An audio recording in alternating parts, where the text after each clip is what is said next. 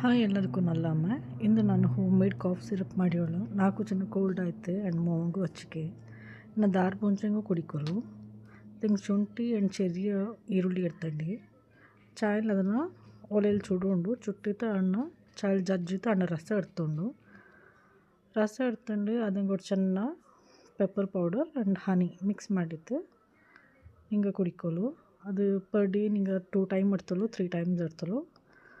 అక్కడ నింగకి ಗೊತ್ತಪ್ಪ ರಿಸಲ್ಟ್ ಏನೋ ಉಂಟು. ಈಗ ಕೋಲ್ಡ್ ಸೀಸನ್ ನಾನು ಅನ್ಕೊಂಡು ಮಕ್ಕಳಿಗೂ ತುಂಬ ಶೀತ ಇಪ್ಪ ಮೆಡಿಸಿನ್ಸ್ ಕೊಡ್ತಾ ನಿಪ್ಪಕ್ಕಾಯಿಲ್ಲ.